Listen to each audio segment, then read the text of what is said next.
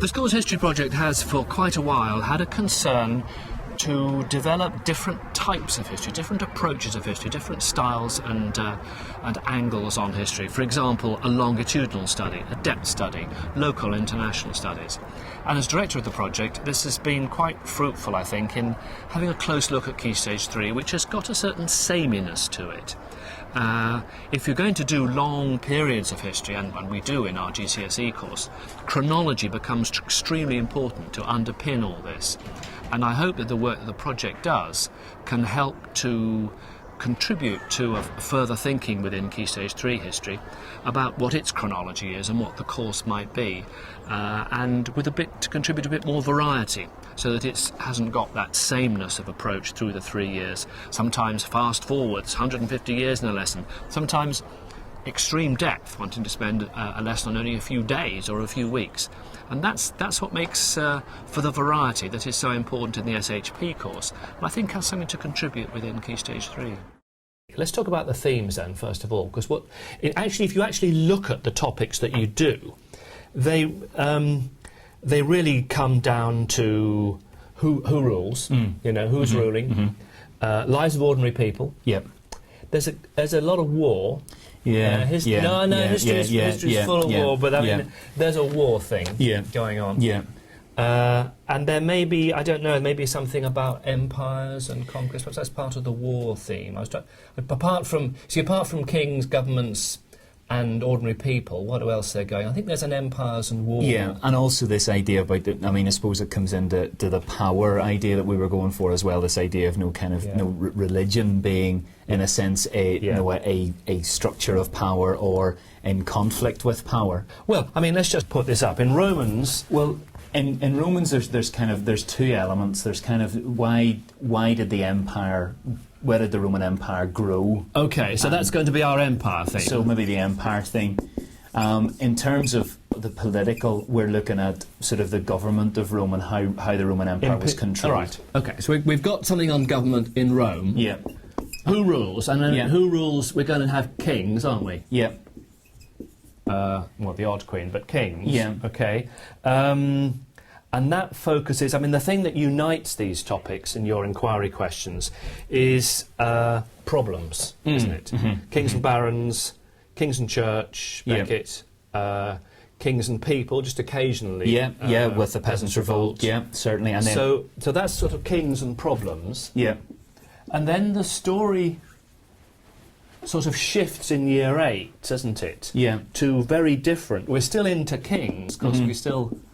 Perhaps monarchs, we must say now. Yeah, and it's this idea about the kind of the who ruled, in a sense, or where the power was shifting to. Yes. So we do the section on the kind of the break with Rome, but also the Civil War issue. Yes, that's why I was thinking, that the Civil War and the lead up to the Civil War, that kind of links together, doesn't it? Yeah. And we've got now kings, monarchs, still monarchs, but facing very different challenges from when it was barons or when it was power of church, because now they control the church. Because of the change in social system, and that's why we're trying to build in that bit of kind of about people, because I think that there is, I suppose, more in the 19th century and the 20th century, but that influence of people. Yes, that's right. That's why, as I say, I don't think the themes want to take over. Right. Because you do need the links between the themes, don't you? You're going to have to say, yes, that the kind of the church may well now be under the monarch's thumb, more or less. Yeah. We've now got a different sort of society in the 17th century, and as you say, in the 19th, again a different. So, and that's linking with our lives of ordinary people, which is another of our big themes. Yes. Ordinary people. Yeah. So yes. He's making these links, but this is links between years, and what you've just said is a link between themes, isn't it, really? And then it comes on into the, we then have this sort of the protest gap. We then have this gap period from 1660 to 1820 where nobody does anything very much. We could talk about fast forwards. Yeah. Actually, we might want to talk about fast forwards when we're doing chronology. But we get into the 19th century. And again, we've got huge social change, and the impact that has on a very sort of monarchic, aristocratic government that's come out of this. Yeah, and again, we do a little bit on the kind of the Reform Acts and those issues. But again, I think if things like the Reform Act was planted more carefully in this kind of idea of government or power, then I think we would get more out of that than we are doing at the minute. I think that's what. I mean, we're coming up for a Key Stage 3 review. Yeah. This seems to be one of the things that could come out of that is a desire, possibly a rephrasing of the curriculum, or I think the way that's written in units there encourages division. Yeah, and it doesn't encourage links, and it encourages very much a chronological approach to and an exact chronology approach rather than anything else. I think in planning for progression, you need to be quite clear where kids are coming from, particularly into Key Stage 3, and I think there's more we could do to pick up and value the Key Stage 2 work that they've done, varied as it is. But there still are things that we could do, perhaps by getting clear on the vocabulary of learning, of writing, of source work that pupils do.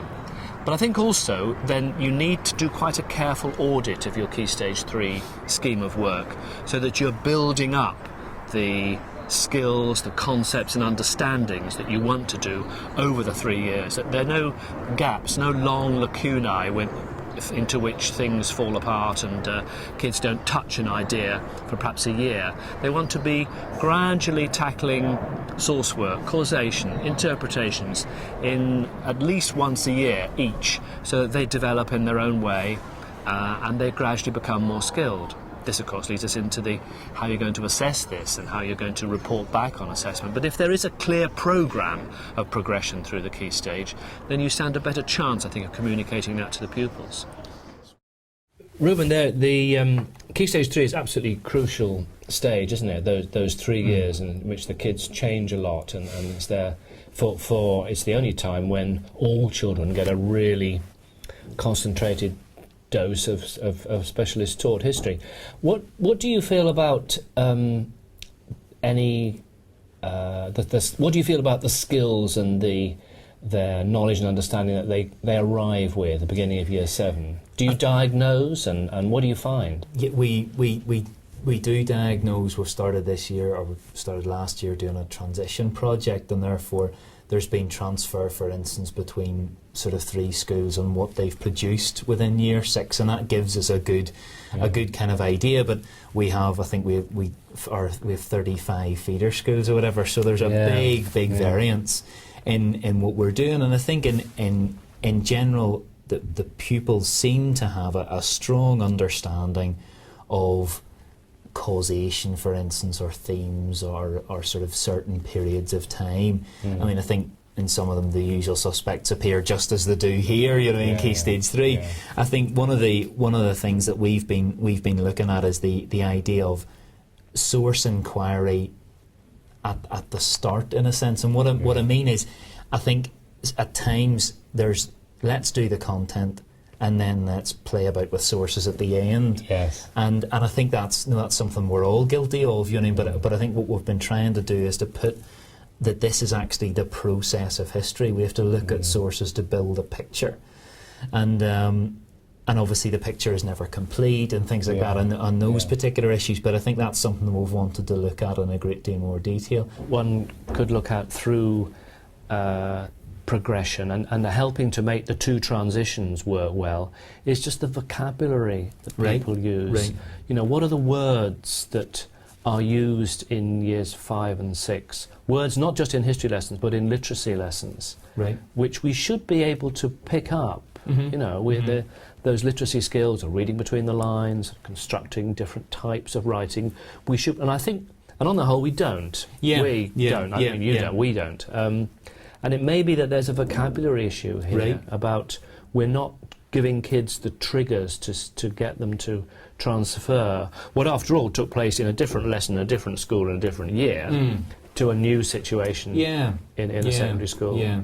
And then there's the vocabulary of GCSE, the arcane vocabulary of GCSE questions, and how actually understanding that is a huge part of success at GCSE. Because I think, I mean, that's again sort of one of those sort of starters that we've been doing, is that idea of trying to act out a concept or trying to draw a concept. Yes, like appeasement, and the kind of on the Romans, for instance, about why did the Roman Empire expand, and we were kind of we learned the word altruism, and so I was going, this is something that you can go home and stun your parents and the dog with your new knowledge or whatever.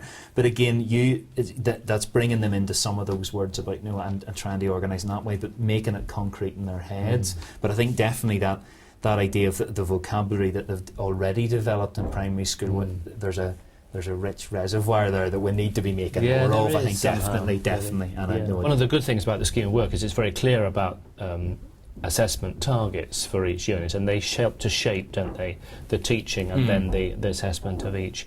Did you also plan in this sort of spiral idea so that you revisit, I haven't added it up, but you revisit causation 2 or 3 times a year, or maybe, or evidence a couple of times a year? Yeah, I mean, we looked at a matrix of kind of how far we were, you know, what we were covering and what the assessments were covering, and we tried to revisit those. I mean, the example in year 7 would be, why were the Roman army so successful?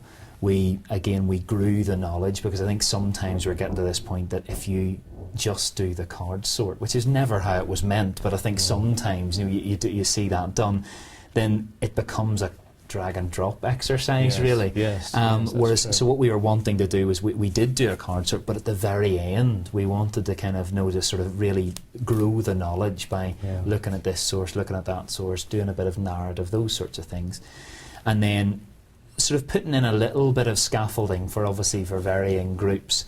And then in the medieval section, then again, why did William win the Battle of Hastings? A similar multifactorial causation question, taking away more of the scaffolding for them to then apply the new knowledge, if you like, to a similar situation. And hopefully that would be us starting. That it would be. And where does that go in years 8 and 9? In year 9. Where we look at causation within the Second World War, and then within year 8. The progression is a more complex issue, more causes, more difficult concepts to deal with. And also that kind of idea that, no, for instance, there's no easy fit, perhaps. I mean, even for instance, with the Battle of Hastings or with the Romans, there's perhaps no easy fit, but increasing complexity of them. And I think, you know, for instance, you know, why did, you know, the First World War take place again? You know, we were very influenced by sort of a colleague who came into the school, you know, showing about that it's not just about people, it's how the scene reacts upon the people. And again, that gave us that kind of thought, oh, right, we need to re-look at that assessment again, and that was really interesting. What's the policy in school on levels? Do you require to level everything that moves? Does the history department follow school policy? Yeah, it does, please. We do, our assessments are, we're looking at a new structure, which is kind of traffic light sort of structure, either you're on target or whatever. We generally keep sort of levels for each year, basically, and how they're progressing. And the school takes account of those, I mean, twice or 3 times a year. A year, right. Yeah. And I think one could live with that. I mean, the situations where people are doing it 2 or 3 or 4 or 5 times a term, it's getting. Then I think it, in our subject, doesn't make a lot of sense. And also because we're not talking about the attainment targets being linear. I mean, that's the thing, no, I think somebody once said they were developed by a mathematician, you know what I mean, and perhaps mathematics is more of a linear kind of discussion. Interesting, of course, that it was a mathematical model devised by Paul Black, who now is now very much into not levelling, but into assessment for learning, comments, not marks, and so on. So actually, I think in some ways he might be horrified by the way that. And that's the thing, because I think that, but it's the same with so many of the issues within history. It's within the teaching of history, or maybe all subjects, but that things are taken to their illogical conclusion nearly. You know what I mean? And again, I think that happens. Yeah.